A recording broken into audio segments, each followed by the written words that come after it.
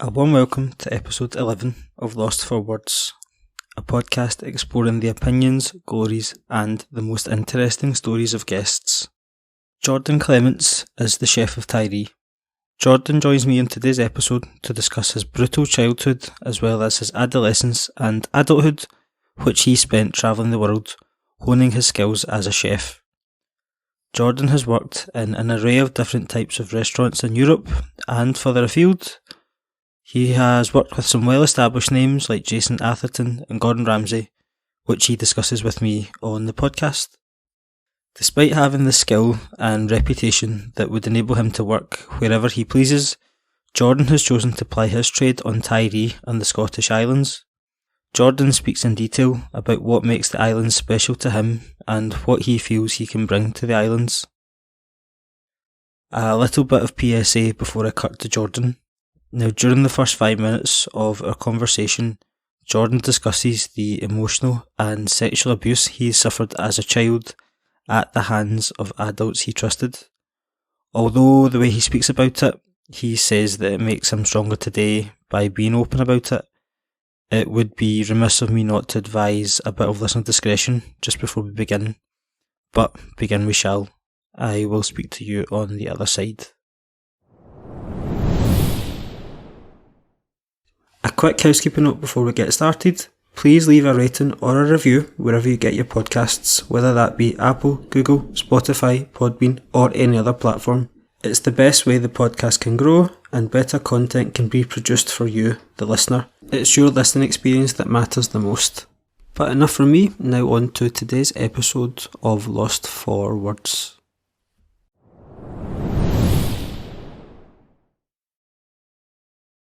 Hello, can you hear me? Hi, how you doing? Perfect, how are you? Yeah, I'm good, I can hear you. Perfect. Right, we'll just get started? Yeah, I'm good, I'm ready to go. Right, we'll go right back to the beginning then. Where did you grow up and tell me about your childhood?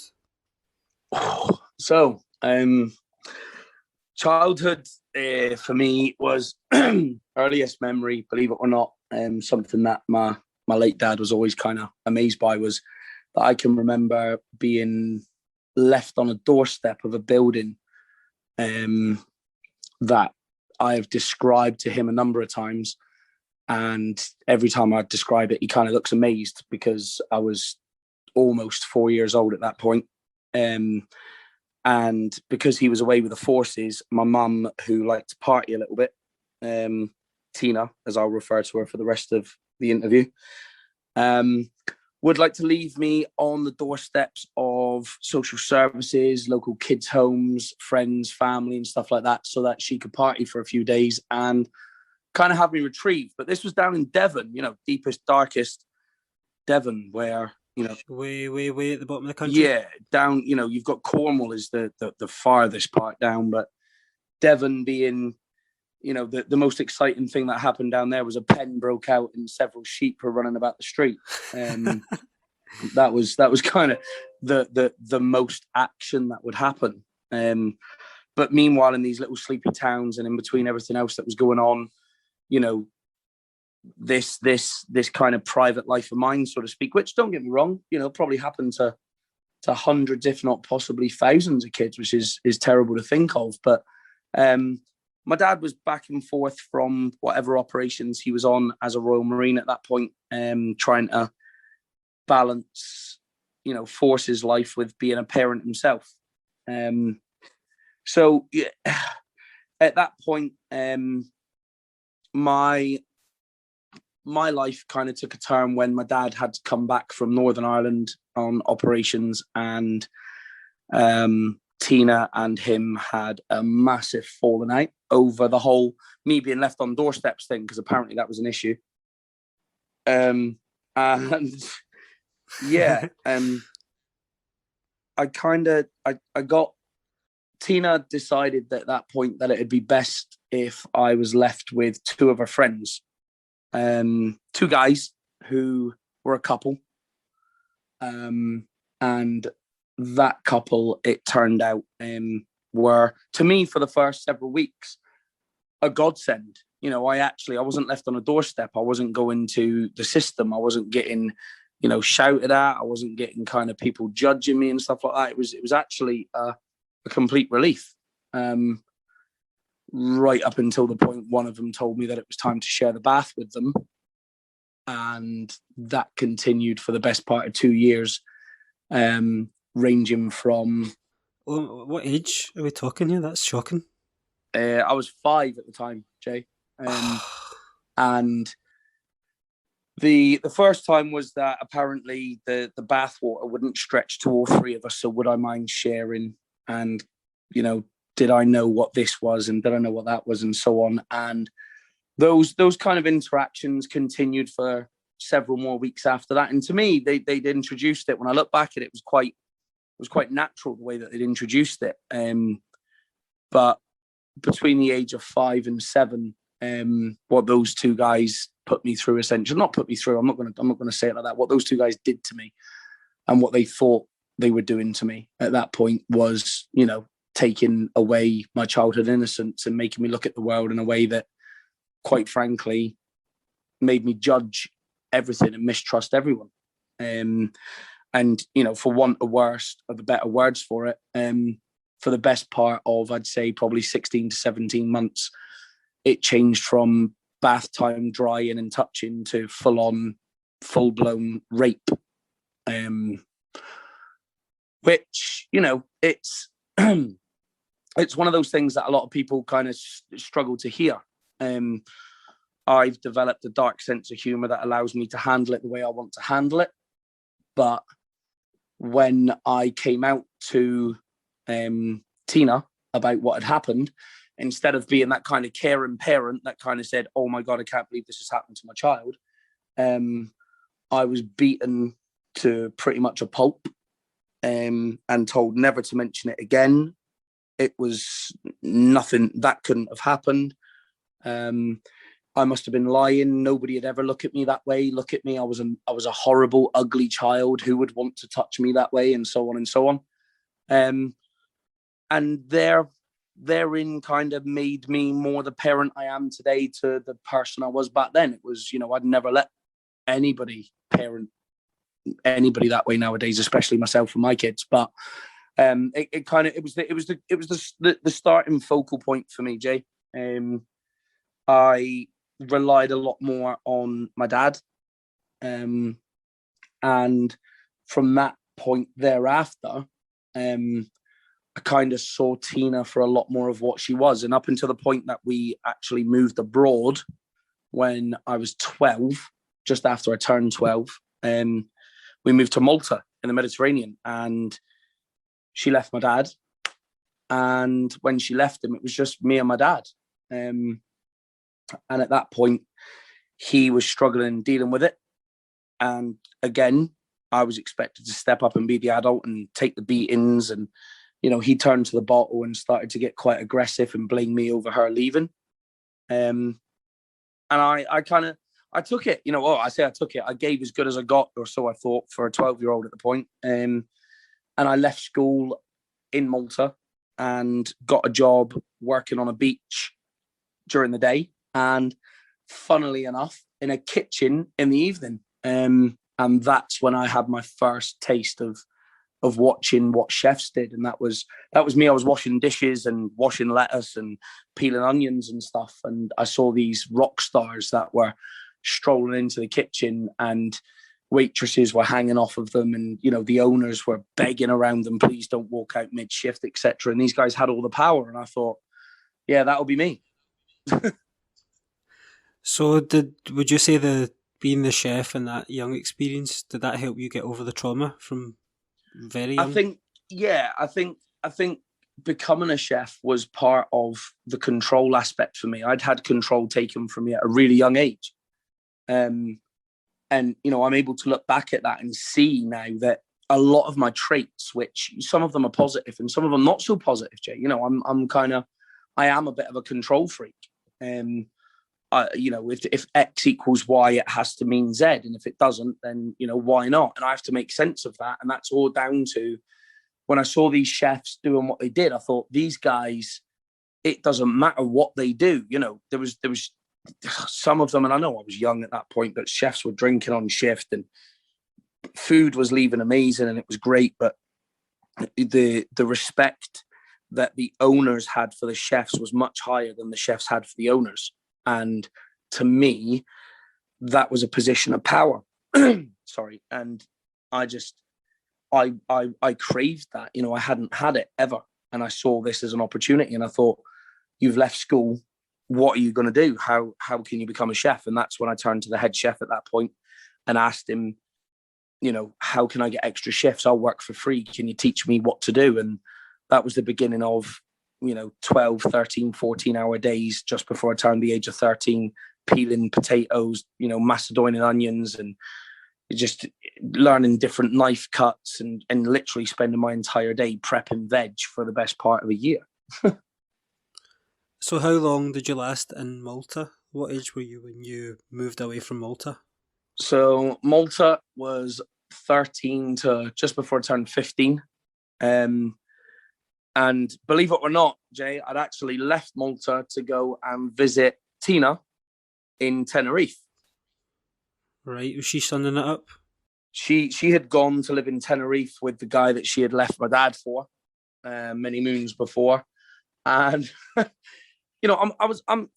a man, Jay, at this point. I see myself, I'm earning money. I've helped my dad pay his rent for the last, 18 months, 2 years, whatever.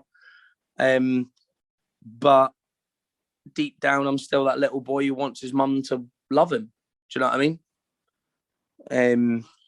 And if that meant flying across to some other part of the world to try and impress her, then I would.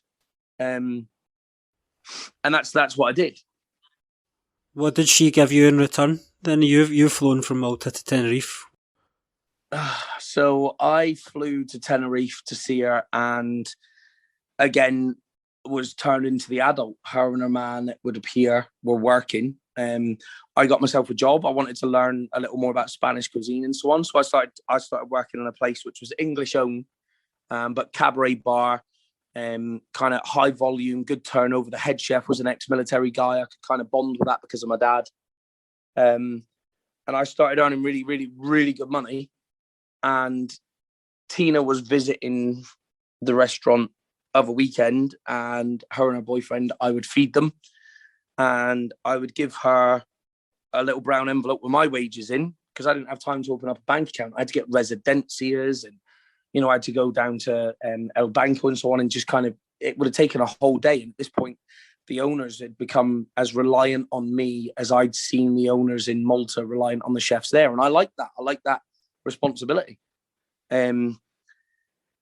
So I had given my mum her own little envelope with some money in it, Tina. And I had worked for almost a year at that point. Just over a year, pretty much. I was quite happy working and living in the staff quarters and so on, and seeing her over a weekend and make, I felt good. I was looking after someone who I had then decided was broken and maybe needed me to look after them. And I thought, I'm looking after her. I'm giving Tina some money in her pocket, and this is great. Hopefully she loves me for this, and hopefully all of that happened in the past will all just be forgotten, and maybe one day she'll say sorry to me for it, but let me look after her a bit. And I then got to a point just before I turned 18 where I decided that I wanted to travel and to learn some more worldly cuisine, so to speak. And I asked her for bringing my money to me at work one weekend. She was quite strangely hesitant over the phone. And it turns out that the best part of mildly under 25,000 euros she had used as her own personal bank account for the last however long, because her and her man hadn't been working. And it turns out that I had been working to essentially finance them. And I was left with probably enough to go on a 2-week holiday all inclusive myself. And that. How did she approach that conversation though? Like, how would you even have the brass neck to, oh, by the way, it just so happens, see that 25,000 you've got, it's actually only 1,500 because me and my partner have been living the high life while you've been working 12, 13, 14 hour days. How did she approach that conversation? Well, I actually asked her to come to me, and I think this is a really good kind of lead into how some of the behaviours that I adapted thereafter that weren't healthy behaviours in the way of how I looked at relationships and how you talk to people and so on. Because the example that I always had from Tina was that, you know, it's not my fault. I had to do it. How dare you judge me? So I basically invited her down and said, can you bring my money? And when she turned up, she handed me over this envelope and I said, where's the rest of it? And instead of her reply being, listen, I'm really, really sorry. I needed to borrow, but don't worry, I'm going to give you back X amount. I've got a plan on how to help you here. It was, her initial reply was, don't sit there and look at me like that. I needed that money. You don't know the pressure I've been under. And I kind of sat there and thought, well, hang on a minute. Like, what pressure have you been under? You know, you two haven't had jobs. I understand that, but I've been paying you money that should have covered your rent anyway. As if it was kind of like Dig's money I was giving her, and I wasn't even digging with her. And, you know, it kind of made me just feel I should have been digging something else, probably a hole to stick her in, to be fair, after all that time. But, and you know, Jay, I genuinely feel that strongly about it. It is one of those situations that her behavior and her attitude and her emotional manipulation during times like this was all about what she could make you feel like.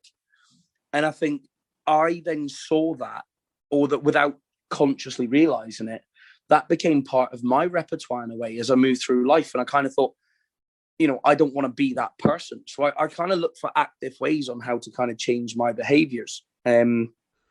So it sounds as though she was the master of gaslighting before gaslighting was a thing.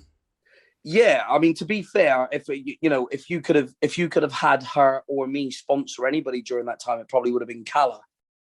Calla Gas, because you're quite right. She's when I've looked back at it and I've seen the way that is, I thought that was normal behavior to talk to someone that way, and then I've looked at it and gone, no, hang on a minute, that was designed as smoke and mirrors to turn away from the actual issue in hand. And that again, being a chef is what makes me so direct and so what I've been referred to as, oh, you're so Gordon Ramsay, is, you know, I don't take shit. There's no point. If it's there, it's there. If it isn't, it isn't. Have you done it? Yes, you have, or no, you haven't. There is no, I've done it, but I haven't done enough, or I've done it, but I've done it this way.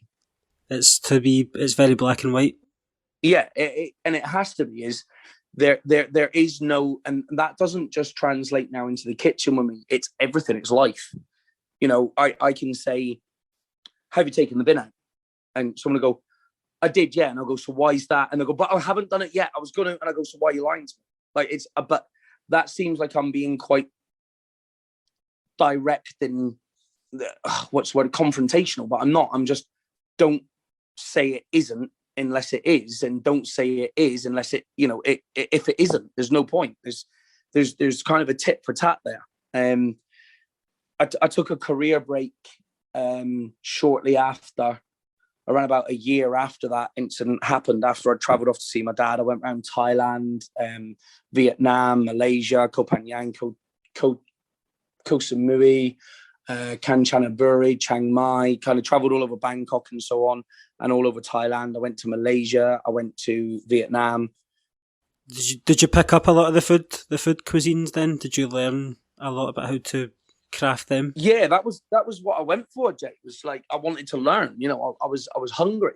And then after a year of traveling and learning, and obviously having grown up in the Mediterranean and having a lifestyle between Malta and Spain, I learned a lot of Turkish, Lebanese influential food styles anyway. The Far East stuff from like Thailand and things like that were great. And that's kind of quite relevant in a lot of the influence of the food that I like to cook at home nowadays. But I then took a career break for a good wee while, from the chefing world to something completely different, that we can maybe touch on in another conversation at a later date, because obviously that's nothing to do with chefing, and it would be completely polar opposite to what it is you're wanting to know about, how I got to where I am today. So yeah, I think moving on from that career break gave me the time and perspective I needed to become more of a man and to be able to assert myself back into the industry. When I then came back and went into the fine dining side of London, back down to Cornwall with people like Rick Stein, Gordon, James, people like that I worked under who, Jason Atherton, great influence, total arsehole of a guy, but, great influence. But again, gave me the cocky, assured headedness that I've got today that makes me, I'm not a chef who you hire to kind of come in and cook your menu. I'm the guy who you hire when you're wanting a complete rethink and you want someone to take control. If you're an owner who's going to have, your hands on every little thing that your chef does, don't call me. There's no point. I'm not that guy. Do you know what I mean? So I'm not familiar with how the restaurant industry in that way works. So would you being the head chef, you really want creative control over every aspect of the menu rather than an owner dictating that to you?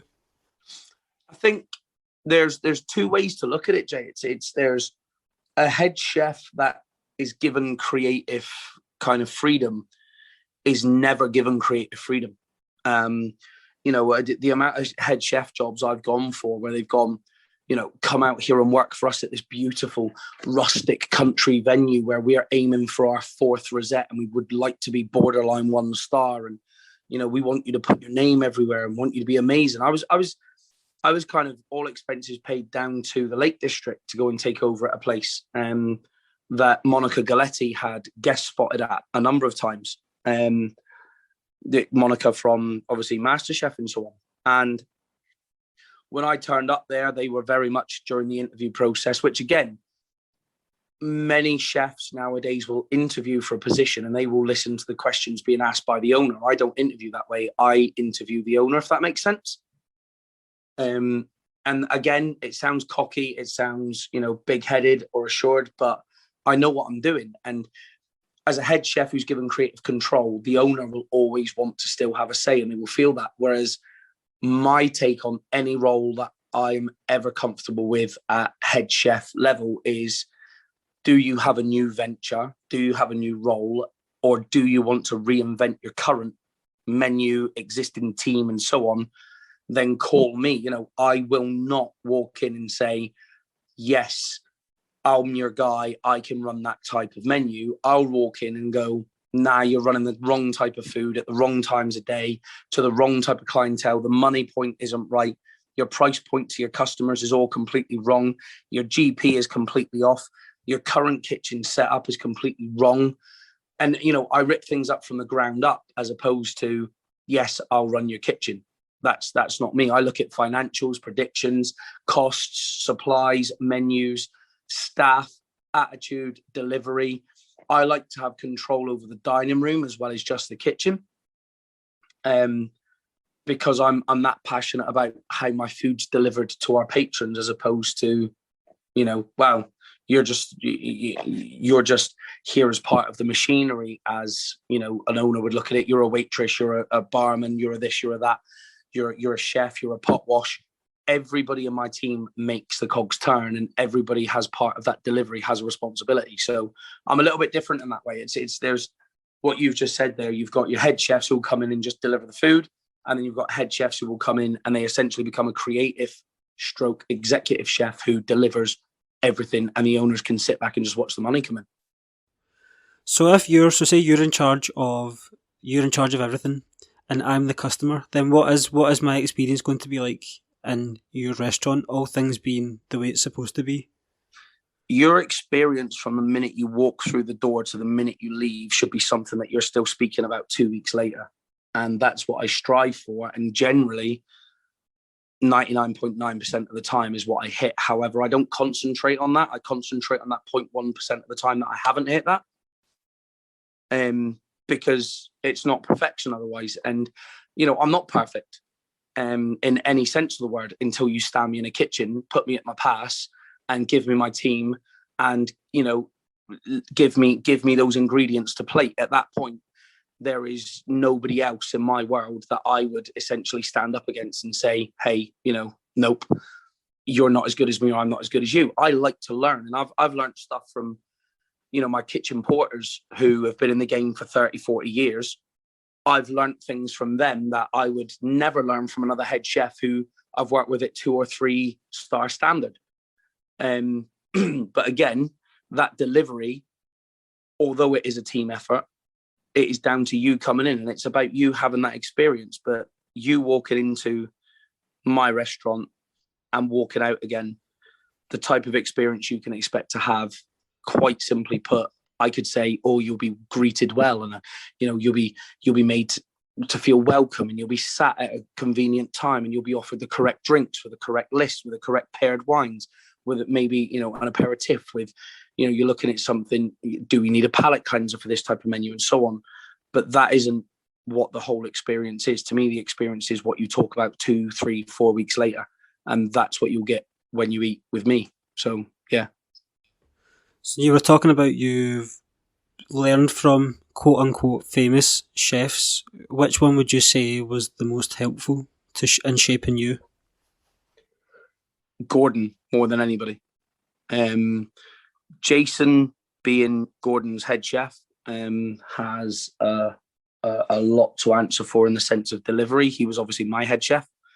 But as far as executive chefs go, and the fact that I've literally only met the guy less than a handful of times, this is a man who, while he's poaching an egg, you literally want to starch his shirt for him, make him breakfast in bed and give him a cuddle before he heads off to work, while you're standing in the kitchen at 2 inches taller than him, 3 inches wider between the shoulders, but still looking at him like he's some kind of demigod. And there is, due to the way that he has managed his teams, his people, his delivery, his service, his training of his head chefs, down to his kitchen porters, to his front of house staff, to the people who even do his deliveries the way that they're informed to do their deliveries.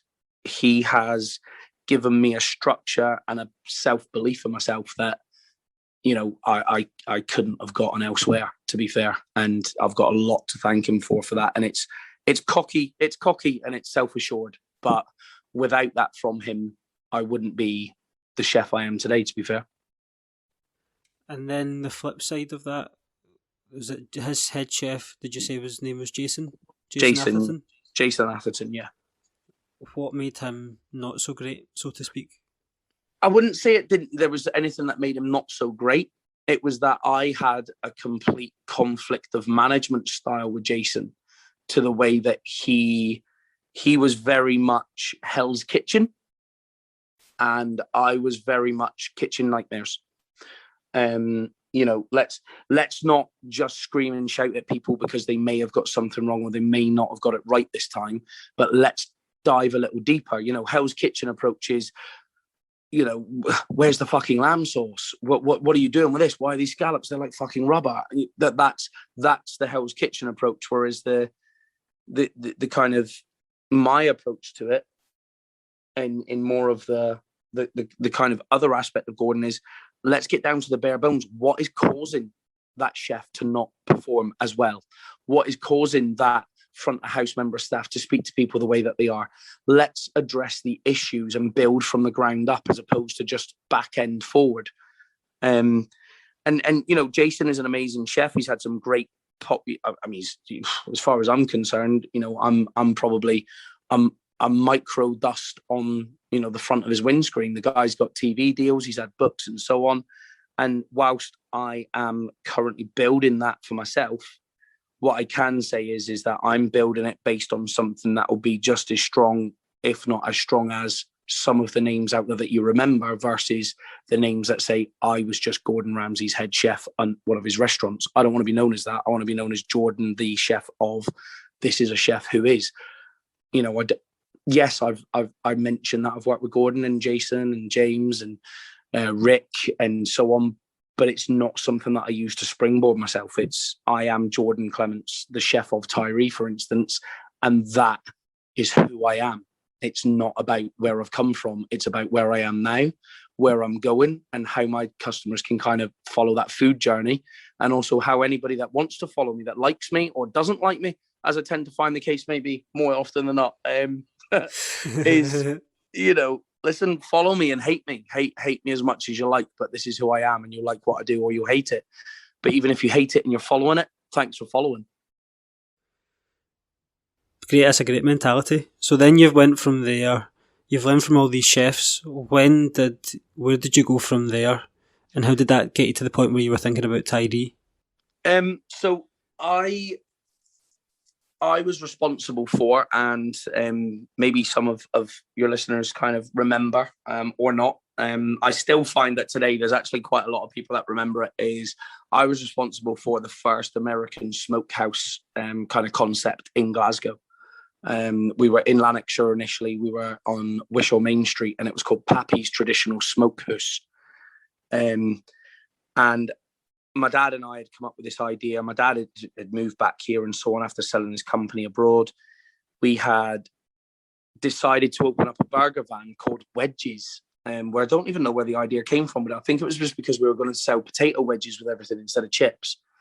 And it would be a kind of American-themed burger van. And we drove all the way to Aberdeen to buy this thing. On the way back, it was kind of like, what do I want a caravan? I got a fucking wheels for? You know, it was like the wheels had fallen off this thing twice. It was like a snatch moment on the way back. And you could almost hear Brad Pitt kind of, you know, I tell you what, a face for. There was just, you couldn't write this. And we came back and we kind of stripped out this burger van, and the more fat we stripped away from it, the more it fell apart.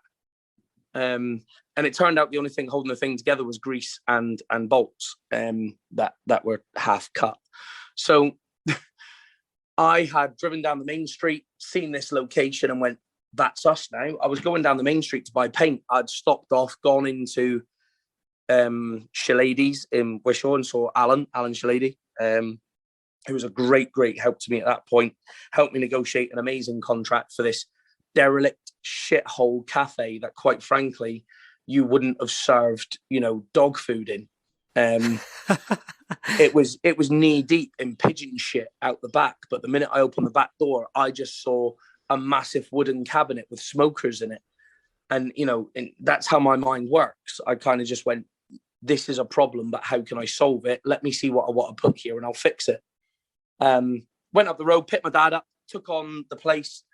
4 weeks later, we opened Pappy's Traditional Smokehouse with a story. We did American traditional smoked pulled pork done in, you know, 24 to 36 hours of mesquite, applewood, Jack Daniels, Jim Beam, different types of barrel smoked chips. We had the fire brigade turn up an hour before our opening on our opening day because the neighbours had thought the building was on fire because of the smell of smoke.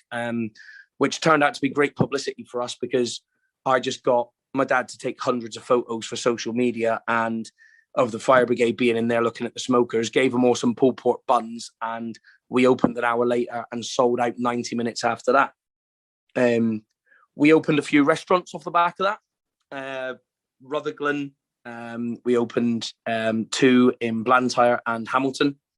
And it was kind of the way forward. During that time, I had a couple of other businesses that were really doing well.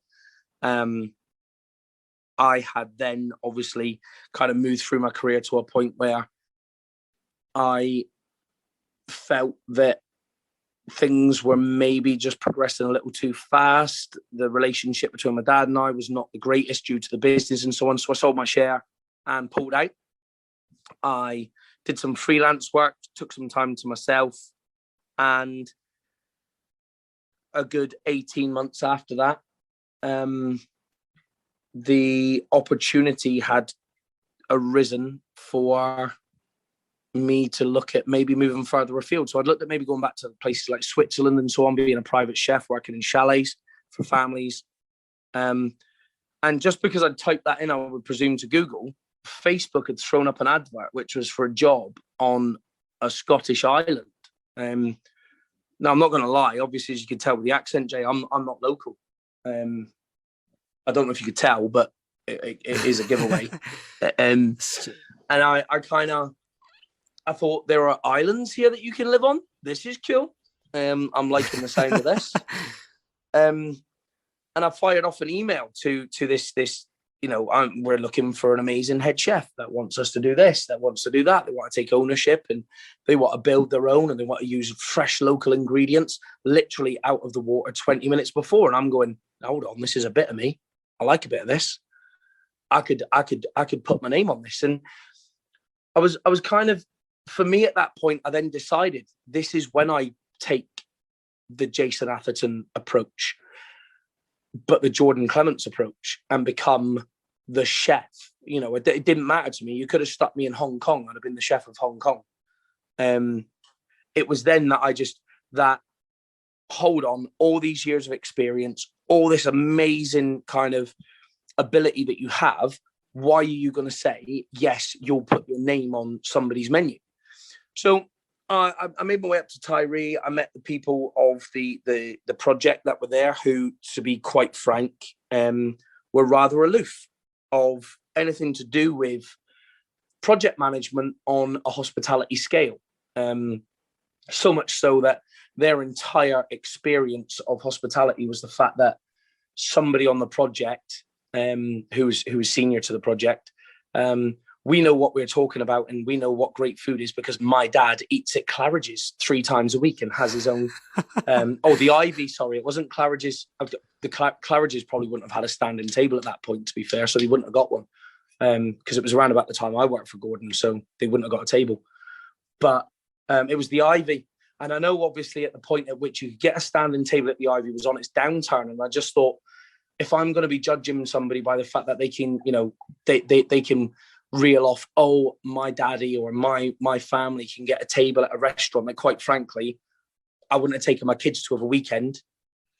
You know, I kind of, again, it was one of those instances where I was under interview, so to speak, but when they asked me about this, there was literally zero respect for what it was that I'd achieved and what it was that I could deliver, even though they offered me the job there and then.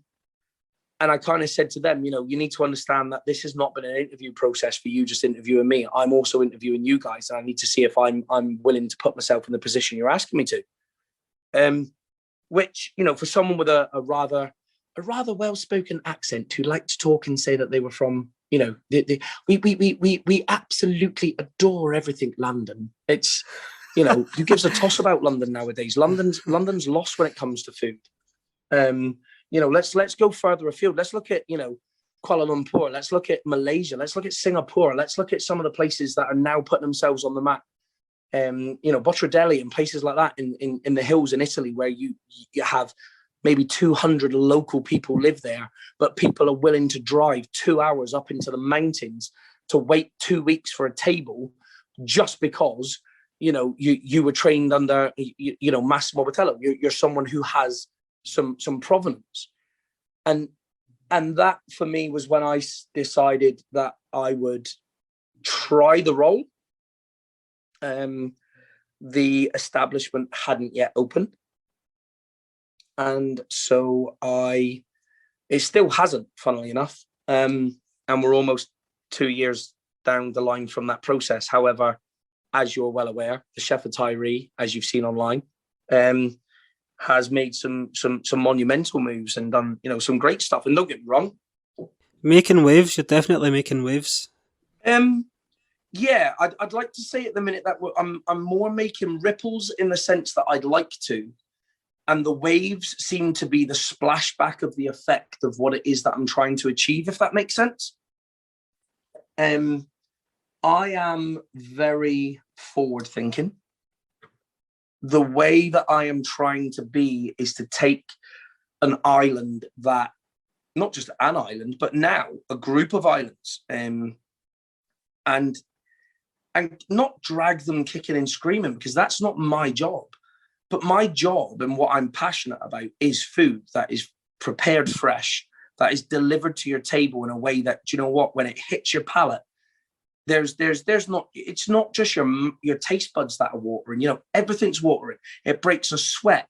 It makes you think. It takes you back to your childhood. It takes you back to a memory. It puts you in thought of a time or a place of, this is what I'm eating at this exact time because I should be, not, this is the only place I can eat on the island and I've got to eat a lasagna that was made 6 months ago, banged into a freezer, hit them with a baseball bat into a freezer, slapped onto a plate.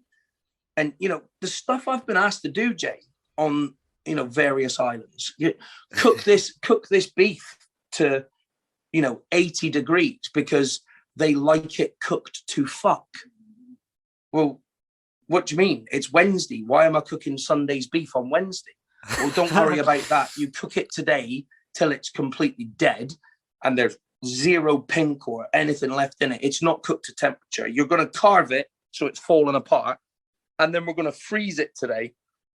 And then we're going to defrost it Saturday night, sling some demi-glaze over it that we've bought out of a packet, fire it onto a plate with some limp, cold, dead vegetables, because that's how people like it.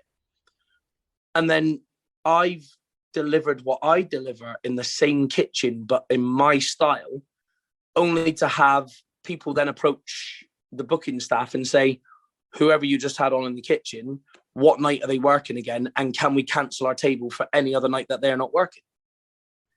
So what's your reaction then? So see where you've got, if you're faced with the cooking to fuck type crowd, is that easier for you to then you're like, well, fuck this, I'm just going to do it my way because you've just proven that you're always pathetic? Or is it easier for you if they've got something resembling a clue? I think for me, in the way of these people, I don't refer to as chefs, and I never would. The term chef, much like the term marine, much like the term biologist, much like... Would they refer to themselves as chef? Unfortunately, they try to, yeah. And whilst in any head chef's kitchen, I would always give a head chef respect.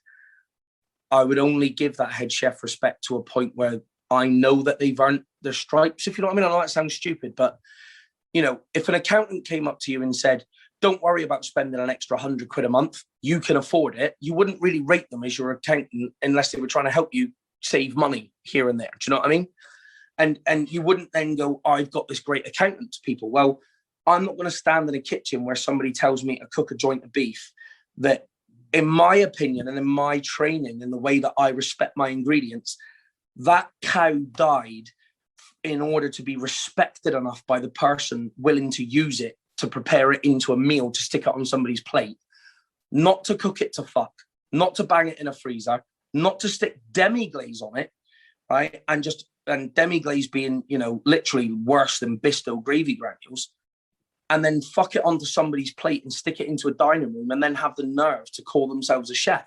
I would never respect that, and I never have, and I didn't during these instances. All I said was, yeah, okay, no problem, and then continue to do things my way. Like, you know, let's cook. I was told, let's cook the Yorkshire puddings on a Wednesday night. Well, why?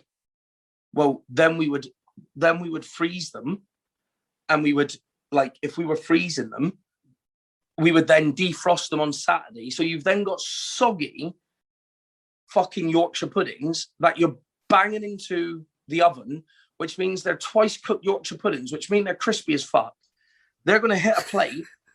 And like that, to me, I know for a fact when I hit a restaurant what food has been prepared fresh and the way it has. I'll give you a perfect example. And this was something that not only did I fall out with the person who cooked in the kitchen, shall we refer to them as, but also the hotel management on the island. I was delivered 4 fresh lobster that were pulled out of the water 20 minutes before that, and 2 big boxes of crab claws, of which I began to prepare for service for the following day. And I went ahead and did what I would need to do to prepare them in the way of, you know, I'm not going to cook them there and then because nobody's ordered them yet. I was then informed by the hotel manager, S, who told me, you need to get them cooked tonight, ready for the weekend. And I said, well, what do you mean? It is the weekend. And she said, no, next weekend. And I said, well, I'm confused. I said, I'll just put them on the menu tomorrow night and cook them to order. Like, you know, I'll essentially dispatch the lobster. I will, you know, clean the lobster the way that it should be cleaned and prepare it and grill it. It'll be totally fresh. It'll be amazing. And she said, no, you'll put on a pot of boiling water now and boil the lobster. You'll boil the crab claws together, may I add, which big fucking no-no. But No lemon, no bouquet garni, nothing in the water to boil with. Just boil them to fuck, cool them down, and then freeze them for next weekend, and we'll put them on next weekend's menu. Now, Jay, it takes minutes to dispatch half, grill, butter, season, fucking whatever you want to do with these lobster, these crab claws and so on. It takes minutes to do during service. And, these people are cutting corners that don't need cut. And that led away even more to me then wanting to do more of the Chef of Tiree and become, kind of doing the private dining stuff, doing some meals for the guys up at Island House, so the Duke of Argyle's property on the island.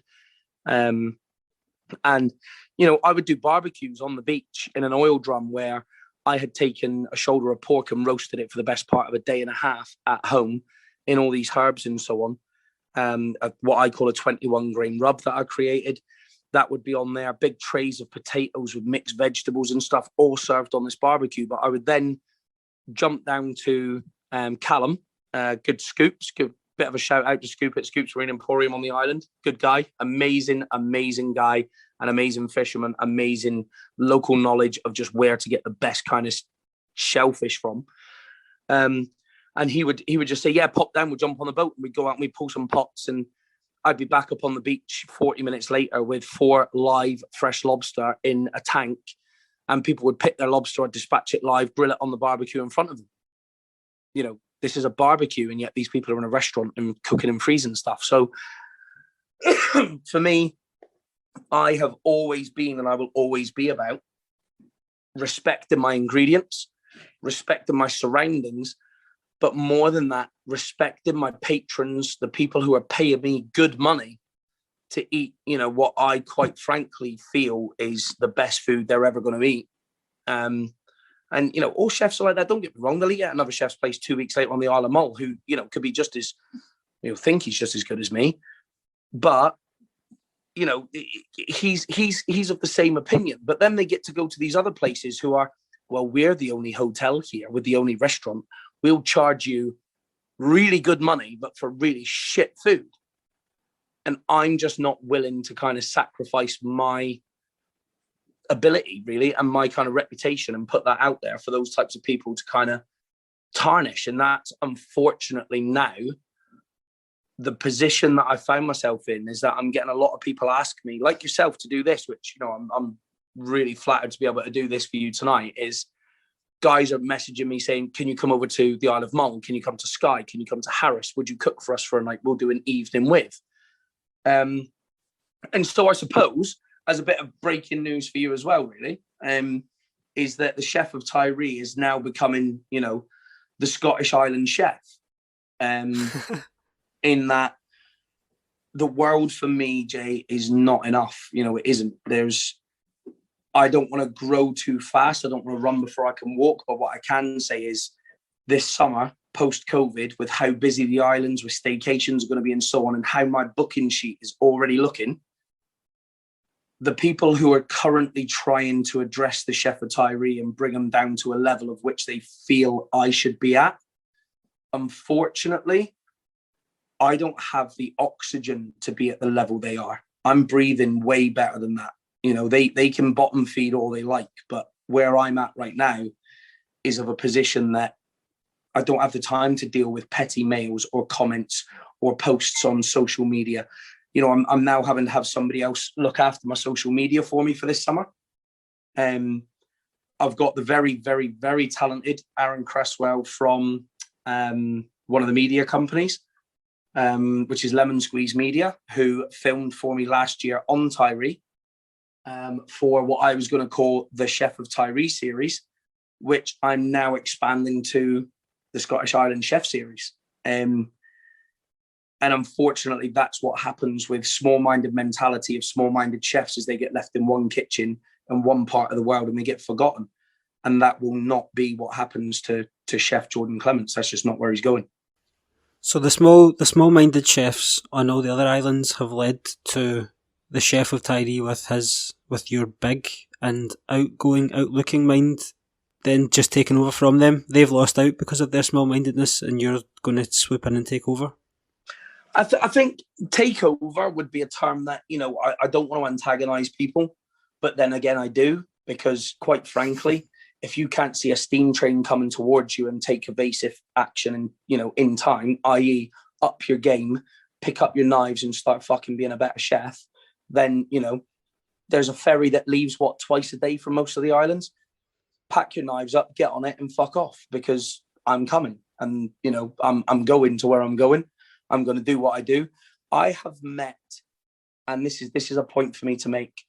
There are several chefs, those of whom I'm referring to now know who they are, who I've spoken to during the pandemic, who are on the islands, who I rate massively, who, due to the respect they've shown me and the respect I would duly give them in return, I would say, stay where you are, guys. Let's work together. Maybe, let's do what we're doing. Let's carry on the discussions we're already having. But for those of you who have decided to join the banter wagon of not too sure who this guy thinks he is, or who that guy thinks this, or who that guy thinks this, take yourselves back to a very, very early kind of chefing time when people weren't really that enamored by Floyd or any of the other chefs really who made ripples. I'm not here to make ripples, and I'm not here to steal the food from under your nose. But if you are not giving your patrons what they deserve, and if you are simply just existing as a chef, stop. Do it because you love it. Do it because you love the feedback. Do it because you love that pat on the back when a waitress walks in and says, Table 12 just said that was one of the best meals that they'd ever eaten. Do it for that. Do not do it because you get paid at the end of the month and you've got a bill to meet, because you'll never be happy in this industry, because we never get paid enough for the work that we do, ever. So you've went from, so what was the timescale between going and interviewing you, you interviewing them, to then actually going to Tiree? Them interviewing me and me actually going was funny, because they interviewed pre-COVID and COVID had struck and so on, and there were chops and changes. This place is still being built to this day, may I add. And don't get me wrong, the place looks like it's going to be a beautiful place. The offering that they have, I believe they have the right vision and they have the right idea. But we're talking 5 months between them interviewing and me going back out there. We're talking 5 weeks, maybe 6 weeks between me being there and deciding that it was not the role that would benefit them or I most, to me then covering various spots and doing private work. So working for the other hotel that I was referring to a minute ago. To me, essentially creating the Chef of Tiree. The day that I'd severed ties with the initial prospect on the island was the day that I created the Chef of Tiree. And, for something that had begun as seafood platters delivered to your home, July 2020 was essentially when the Chef of Tiree was born, delivering seafood platters to people in camper vans, people that were on campsites, down on the beach, surfing, doing private barbecues, going to Island House, doing deliveries, working at that other hotel on the island that shall remain nameless. But the offer in itself, you're talking 5 months between them interviewing and me going over there because of the COVID relaxing of the rules. But when Jay, imagine being faced as a chef as someone, I'm half Italian, and I know, I've got a lot of Italian family, and a lot of my food influence, as I've said, is Mediterranean.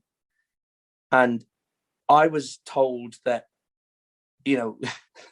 using the holy trinity of cooking to make a basic tomato sauce to go on pizza was, well, what is that? Well, that's tomato sauce. Yes, I can see a lot more work has gone into yours, and you can taste it, because what have you got in yours? Well, I've started off with my kind of carrot, onion, celery, reduce those down. I've added fresh chopped tomatoes that I've concassed, I've de-seeded by hand. I've done this, I've done that. I've added fresh basil that we were growing in the garden ourselves. I've brought it up. I've added vegetable stock. I've reduced it. I've added sugar. I've added a little bit of vinegar, to combat acidity and to bring up that sweetness and bring out the sweetness of the tomato. To be told by someone then, well, the way I do it is to add 2 tins of chopped tomatoes with a glug of olive oil, some salt and pepper, and 1 clove of garlic. That's the sauce. To me, I then asked, well, okay, that's fine. I was then told, well, we make our own pizza bases. Great. Okay, you make your own pizza bases. Agreeable. I like the sound of this. This sounds great. Do you use 00 flour? What's that? And I said, well, 00, like you said, 00 flour. It's the most dense flour that's used. You either use that or semolina in Italy to make pizza bases, calzone bases, things like that are going to get a lot of air. They're going to get a lot of lift. They're going to be nice and crisp, and you're going to have that kind of almost rustic look and feel to your pizza base. And the look I got was, as if I was literally an orangutan walking around a zoo in a suit. Why are you here? That was pretty much for me at the point when I decided I don't need babysat by somebody who doesn't know their way around the kitchen. I'm not a strong baker, but I know Italian baking. And, I'll play to my strengths here. And that was kind of the end of the reason for going to Tiree. And so the Chef of Tiree was born. Then what other considerations did you have to take into account, like kids and stuff? How does even the having kids fit in with being a chef, the long hours? How does it all fit in? So being a parent, to me, my hours were very, very long, as you can imagine. One of the places, they've always been long. When I was working in Glasgow, I was actually the head chef of one of Scotland's largest health food kitchens. And it was essentially myself and the team that I was with and the ownership team that took that from a Monday to Saturday, 9 till 6 deli to a 9 till 9, 7 day a week restaurant operation with, live videos of menus being launched and so on. A lot of good publicity and hype behind the place. But I was always very inclusive of my children. I would speak to, well, again, I suppose this is the part of being me and being the chef that I am, that people, i.e. that might be listening to this, or people who know me, or people who just hear me talk, would go, what a wanker. But I didn't ask the owner. I would tell the owner, Sunday night, we haven't got any bookings between 8 and 9, so we're not open till 9 on Sunday. I'm closing an hour early. I'm going to get the boys out the back prepping, and I'm having my kids in here, and they're going to come in and make a burger with me. And that's that power that I was talking about at the beginning when I was young and I saw those chefs have that power over owners. Essentially, sometimes that is, and it can be, a very easy trap to fall into. As a chef and as an owner, is, the owner gives the chef too much power. The chef thinks he's got too much power. I've been there myself. I've been cocky as fucking told owners, get the fuck out of my kitchen. Oh, quite frankly, it's not mine. It's theirs. They own it. They own the bricks and mortar, and it's their money paying my wage and so on. But it's me putting the hours and the sweat and all the rest of it in. So there's upsides and downsides to it. What I will say is that there's a very, very dark side to the chef world, Jay, that I feel I have now become really, really eyes wide open to, but also I'm really, really passionate about kind of letting the world know about, which is, how do we do those long hours that we do consistently whilst providing a level of service that, quite frankly, is faultless. Most people doing 18 hours a day after 5 days wouldn't be able to, coherently speak on the phone. But yeah, that's that. There's a pretty dark side to it. Go for it. Take it away. The dark side to the chefing industry, and one that I have hidden from some of the people closest to me my entire life, who I shouldn't have, who, I love and respect very, very much, and who have given me a lot in the way of support and respect myself and help and so on, is that cocaine is the fuel of our industry. Very, very much so.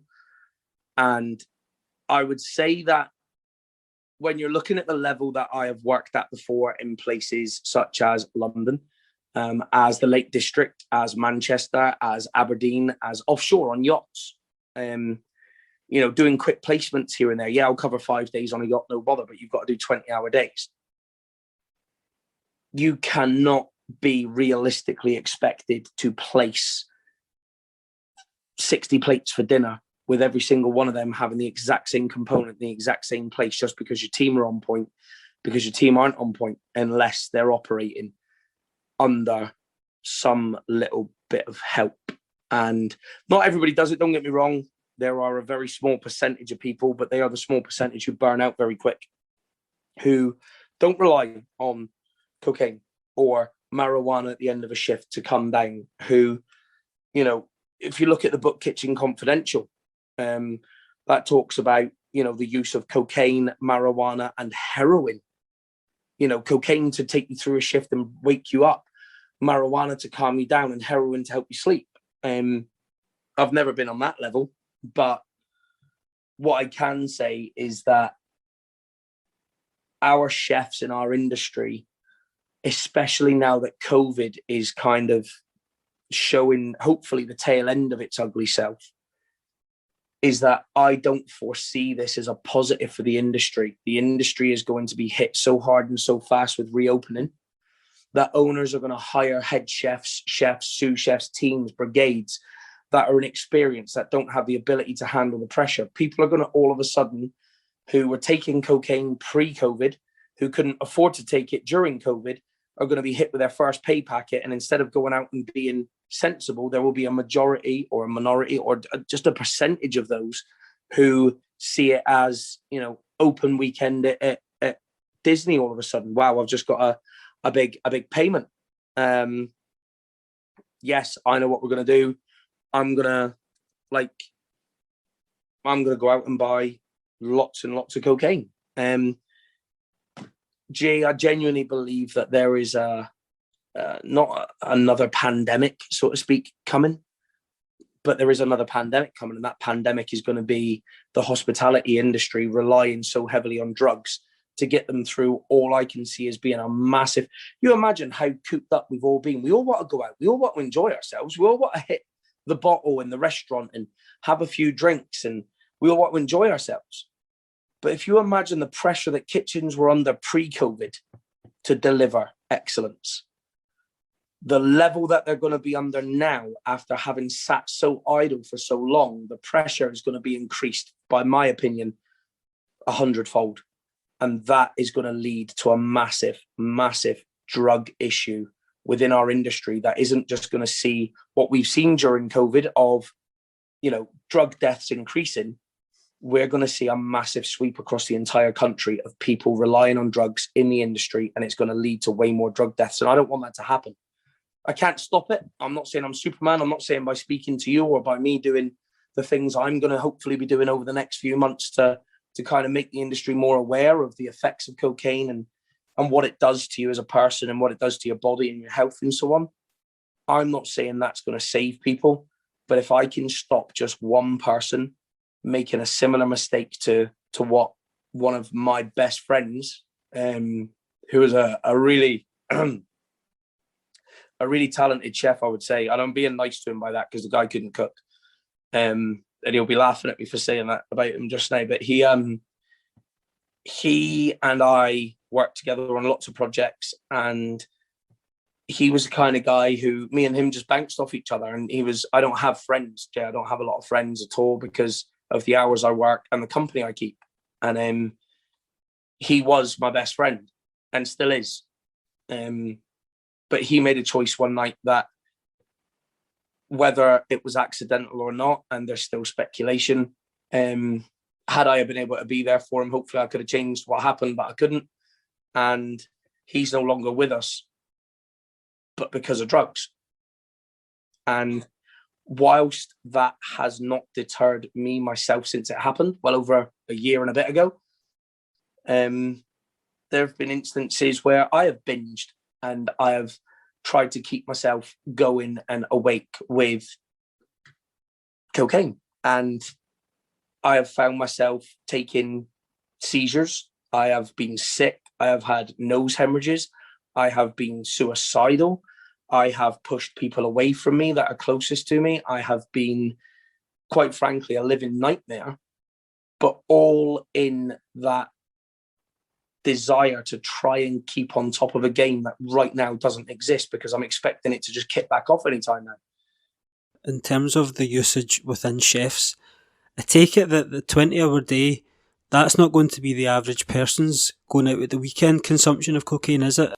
I would, yeah, no, absolutely.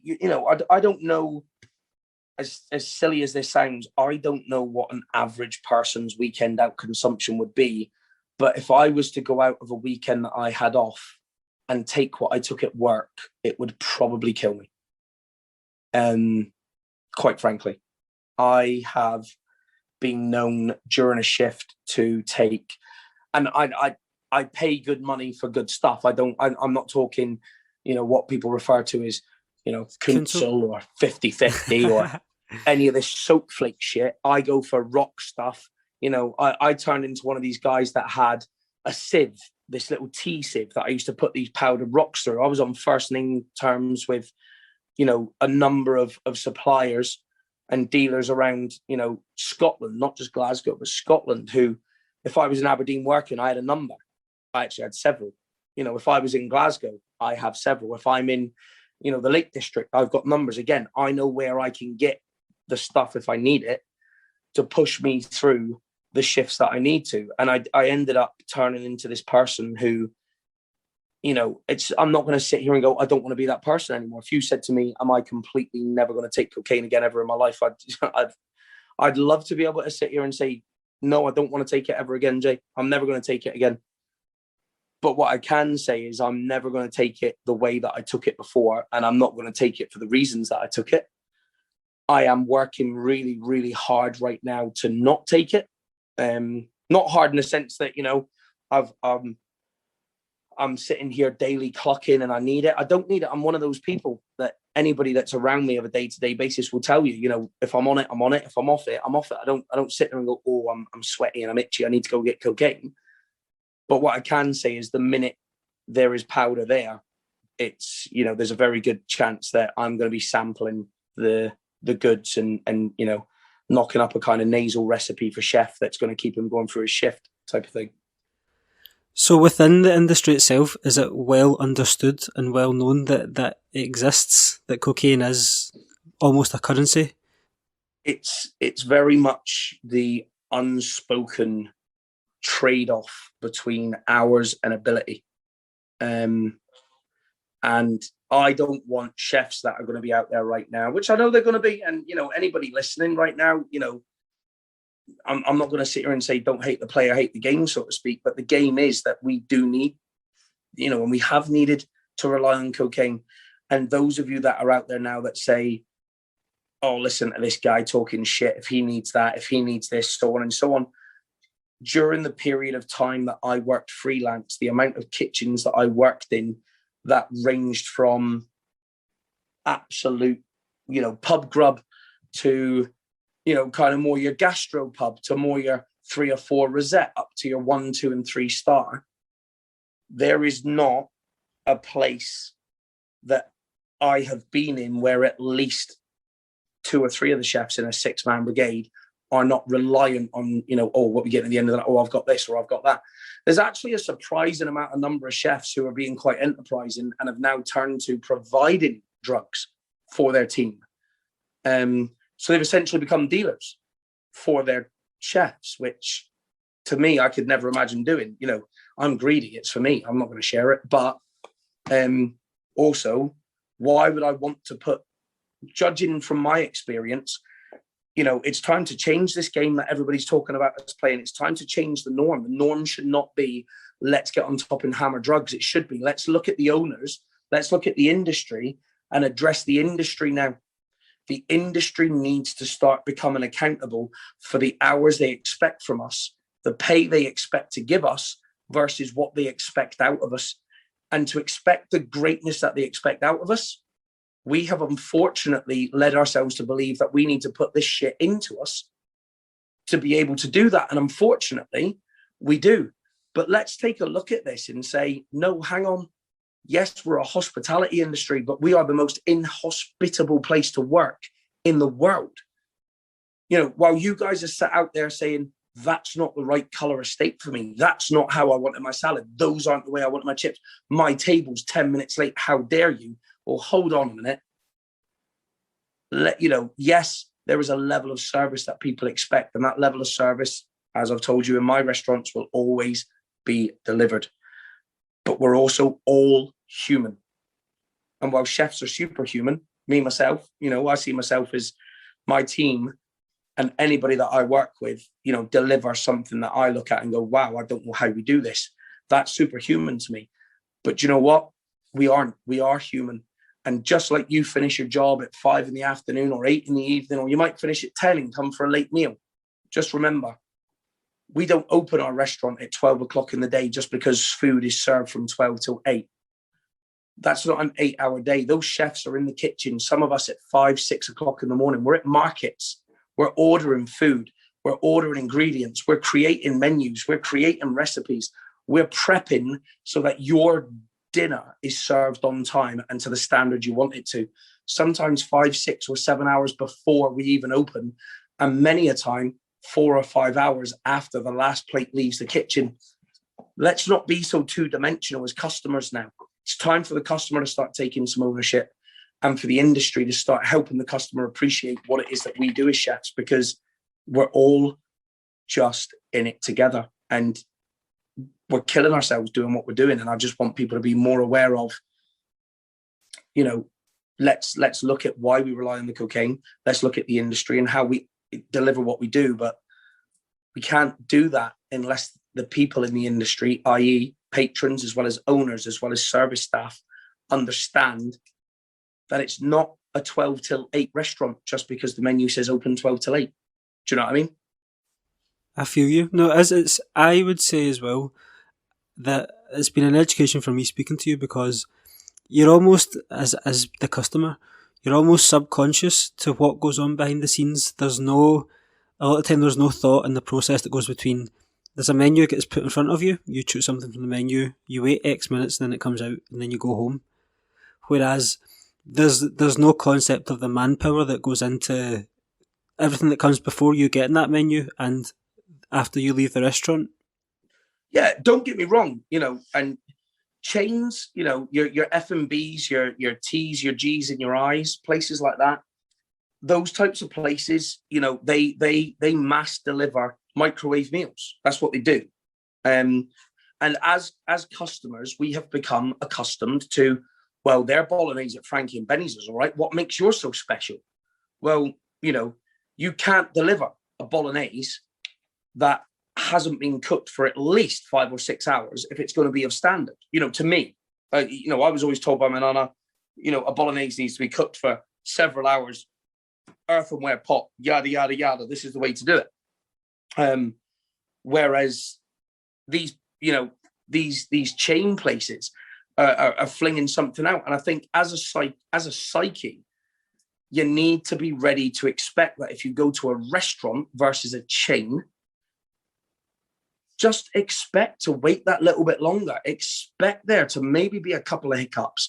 And if there isn't, great. But see if there is, get off your fucking high horse, step down off of it. And just remember that earlier that day, you sent an email with a naked picture or something to your CEO. You fucked up. You're a human too. You did something wrong. You fucked up during the day. Other people may fuck up too. And while we strive not to, and again, I don't find it acceptable. I hate fuck ups, and I'll make sure that is, as little of them happen in my establishment as is humanly possible. The word in that is humanly possible. We are fucking humans, and people in every industry all need to start treating each other with the same respect of, right back there as a chef who's a person, they're cooking for me. And that doesn't mean I'm going to say go into Frankie and Benny's and start flinging plates at the guy because he's only been in there 8 hours because he's pinged stuff in a microwave, because he's being paid commensurate to that. But again, You work out a head chef's wage of 40k a year, and you think he gets paid 40k to do a 40-hour week. Oh my God, he's on a fortune. No, he gets paid 40k a year to do a 100-hour week. You just don't appreciate and aren't aware and don't care enough to know, and shouldn't have to know, about the hours that he puts in behind the scenes, prepping, washing, taking orders, going to the markets, negotiating with suppliers and so on, creating those dishes, meeting with the owner to discuss a new menu, to do a menu launch, to do photos and so on. There's so much more to it than just a menu getting stuck in front of you. How do you achieve that in Tiree and on the islands? How do you make this new normal, the new way that chefs need to be, the new way the industry needs to be? How do you bring that to Tiree and the Scottish Islands? I think, to be fair, Jay, like in speaking with you this evening and in some of the preparations that I've done over the last couple of weeks, speaking with you is actually one of the biggest first steps I'm taking towards making this happen. And I'm hoping that it's going to become something more that people do pay more attention to and they do listen, because I haven't just put it in a post. I haven't put up a video of me talking. I've actually spoken to somebody, yourself, in such a candid manner as I've never done before with anybody, to explain that. You've given context as well. You're giving context to everything that you're saying. That's why it's easy for me to grasp it, because I will hold my hands up. I know nothing. I go to the restaurant, I get my meal, I leave. Maybe it makes me ignorant, but I don't think I'm nasty or anything. What's your favourite restaurant, Jay? What's your favourite restaurant? I'll tell you a secret. I don't eat seafood. I'll tell you don't eat seafood? Away. I don't eat seafood, no, sorry. Oh. My favourite restaurant, Spanish tapas, Café Andaluz. Café Andaluz, really? Yeah, sorry, slate me, take me down. No, not at all, not at all. I like the place. I like the food and stuff. I like their offering. I like the fact that it's quite rustic, quite charming, and pretty. They're true to the roots. But yeah, I think in relation to kind of the way that food wise and the way that I deliver what you've just asked me there is, I'm not someone who likes to tell people stuff that I don't know anything about. I'm not going to sit here and tell you how marijuana affects chefs. I can tell you how I've seen it affect chefs that have worked for me. And some of them it's helped and some of them it's not, but then what I can do is talk about the fact that, I've experienced firsthand cocaine and its effects and how it helps and how it hinders. So I will speak about that. I'll speak about service. I'll speak about island mentality. I'll speak about life. I'll speak about, how I'm hoping to change things. And I think in, retrospect to the answer to the question that you asked just now is that I'm not hoping to change anybody's mindset or to deliver something that I want them to start listening to, because asking them to listen would be asking for somebody's attention. And I kind of stopped being a bit of an attention whore a while ago, except for when I post stuff online about my food. But what I will say is, if they don't want to listen, I'm not here to make them. It's up to them to want to listen to the message. And I am more than secure enough in my abilities, in the message I'm trying to send, and in the help that I'm trying to give. And also in the platform that I'm trying to provide, not just for me, but for the chefs that work with me, for me, and hopefully I have the pleasure of working with in the future, that, they pay attention, because I'm worth paying attention to. And if they don't pay attention, that's on them. I'm not here to make anybody listen to me. I'm worth listening to. And if they don't want to listen, that's up to them. So in the future then, with Tiree and the Scottish Islands, what have you got upcoming? You'd spoke about the summer. What's it looking like for you and for your family, I guess, like your little clan that you've got? What's the summer going to be like for all of you? For the Chef of Tiree, what I can say is the Chef of Tiree, as you will probably notice over the next coming weeks, will see changes in the marketing strategy online, the website, the delivery of what we're offering. We have had calendars open up, and I say calendars open up, how pretentious does that sound? But it is really, isn't it? I've got people on Harris saying, could you come to our pub and do 2 nights? And tell us what you'll charge, and we'll just charge people X amount for the menu if you write the menu, and we'll pay you a flat fee just for coming, just because we can say we have you there. I've got people then on Harris also saying, would you come and do this for us if you're going to be here? I've also got 2 or 3 friends that want you to cook at their homes. They come out, there's some pretty affluent names that are being thrown about at the minute, from positions of, the heads of banks to the heads of supermarkets to just, Fiona and Steve, who got married last year and want a nice little celebratory meal on the island. Amazing. I am all part of all of that, because Fiona and Steve to me are just as important as, Lord Farquhar at the top of the chain there, who wants himself to have a decent meal for him and the rest of his guests on a goose shoot. So, I've got Harris, I've got Sky, I've got Iona, I've got Mull. There is a lot of work on Mull at the minute. There's a lot of kind of speculation in relation to like where I'm going to end up. And I think that realizing the potential that just what I've done on one little island with a group of people, and don't get me wrong, it would be very, very easy for me to concentrate on the hate that I get from that island based on the very small populace that are permanently based there. But in speaking with a number of regular clients today, for instance, who experienced service with me last kind of during COVID, those people are very much in touch on a day-to-day basis. I was informed today that there's actually 2 Facebook groups, one Instagram group, Team Chef and what's the other one? Team Jordan, I think it is, something like that.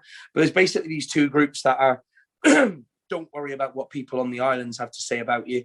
We're the ones paying the bills. We're coming up to visit you. We want your food. We don't want the chefs out of there. We want you. Stay in touch. So when we can't wait to see you in the summer. So Jura, Islay, Orkney, abroad, I've got London, I've got local, I've got Hampshire, Leeds, I've got Harrogate, I've got bookings across the country at the minute. And what I'm going to try and do during the summer now is to essentially give a portion of my time to each of the islands and document that food journey so that the world can see exactly what Scotland has to offer. Not just in the way of staycations, but you can literally walk down to the pier and ask the fisherman, "Gears 2 lobster." And as long as you know how to cook them properly, respectfully, and you're not just going to chuck them in a pot, boil them to fuck, stick them in a freezer and serve them 2 weeks later, on a plate with some salad and a little bit of wedge of lemon, because, you were taught how to plate in the 1950s. That's, I'm all for that. I want people to see it's all good. I want to go away. I've just been talking this week about booking a holiday, going to Tenerife, going to Spain, going to Greece, going to Turkey, going over to Egypt. Great. Of course, I want a bit of time away. But I also want to showcase just how beautiful a place to be locked in, as we've been essentially for the last over a year, Scotland is, and what it has to offer. And these islands are where it's at, especially for Scotland. Yeah, the staycation, I think those islands are going to win it big this summer with the staycations. And not that they don't every summer, I guess, but this is the year, definitely, that if that ripple turns into a wave, then this is the time you want that to happen. Oh, absolutely, Jay. People talk about, the islands, and you look up and some of the photos you'll see on the Chef of Tiree page and so on are, you would be forgiven for saying, you're in St. Bart's or you're in Saint-Tropez or somewhere. The water is crystal clear everywhere you go. It's not just a good day or a bad day. The water genuinely is some of the most crystal clear water I've ever seen, having lived abroad and traveled the world. The waters are crystal clear. The seafood is second to none. But not just that. The beef, the lamb, the pork that is raised on these islands, at places like on Tiree, you've got Ruegg Farm. The Ruegg Farm, their cattle is what we would essentially back here call salt fed. They're eating grass that is got a sand and soil texture to it that is so close to the ocean that there's almost a tenderized feeling to the meat that you get just from that natural salt that's kind of in the cow, if you know what I mean. And you can't get that anywhere else. You can get it on the other islands, but you'd be hard pressed to get it anywhere in London or in Manchester, or you go to some of these kitchens that are up and coming in the country, they have to bring their meats in from places like this. And why not? Let's not look outward. Let's look inward now. Let's look at what do these islands have to offer, other than amazing views, other than beautiful scenery and places that you can camp under the stars that you've never seen before. There's also going to be a chef there at periods of time that you can call upon who'll give you the best food you've ever tasted, and that's me. So do you see yourself settling in one place, or are you someone that does? You've travelled the world. Is Scotland going to be the permanent place for you? Scotland for me has been home for the best part of almost 10 years now, and regardless of going off and coming back, and you visit and you go spend 6 months somewhere working and so on, Scotland for me is home. My children were born here. I am very much, regardless of the accent, I have spent longer in Scotland than I have any other part of the world as a permanent base. And it's home is where the heart is where your family are. My family are all here. So the amazing people that I have around me now, supporting me, helping me with my journey, my dream and achieving what I'm achieving. It's difficult. There's days when you go, I'm not cooking anymore, I'm never going to do it again. And there's days that you mean it. And then there's days that you go, didn't mean that as much as I thought I did. Can I go and do this today? And those people, I have everything to give and, to thank for. And the way that I can thank them is by continuing to be as amazing as they know I am and not letting them down. Do you know what I mean? Spot on. So just to finish off then, where can people find you on Instagram and or your website as well? Yeah, you can find me online. The Chef of Tiree, if you type the Chef of Tiree into Google, other than Hugh Furley Whittenstall, I am the only person that will come up, and you will find every possible way of contacting me, asking me. And I'm there, Jay. Listen, if you're sat at home one night and you've got a special dinner you're cooking, you maybe want to knock something up special for an anniversary or for a loved one's, kind of a memorial date or something like that, and you want a little hint or a piece of advice, pop me a message. I'm constantly online. I'm constantly available. I treat my messages, as I do a text message from a friend. I treat a message on Instagram from somebody I've never spoken to before. Hey, chef, how would you do this? Hey, I'm doing this. Could you give me a quick tip on how to do that? I'm currently building my blog, which will again have a completely different feel to the way it currently has. I don't believe in recipes. I believe in giving ideas and allowing you the freedom to do it your own way.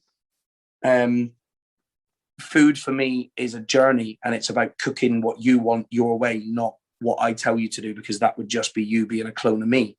And if I was just a clone of the chefs that I worked under, I wouldn't be the Chef of Tiree or Jordan Clements, the best chef ever. I would be just another chef. And as we know, that's not me. Sorted, Jordan. Amazing. That's a wrap from me. Thank you so much, and I will speak to you soon. That's amazing. Listen, I really, really appreciate it, man. We'll catch you later. Bye-bye. Bye-bye.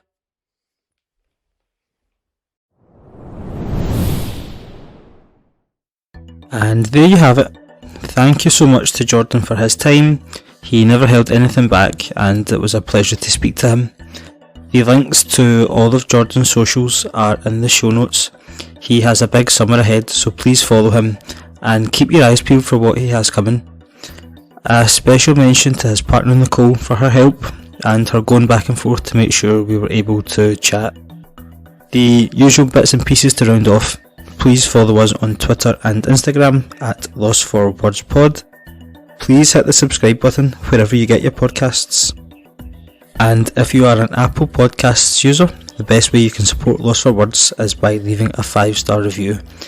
Any and all 5-star reviews are really appreciated, as is your continued listenership. I am your host Jason, and this has been the Chef of Tiree with Jordan Clements.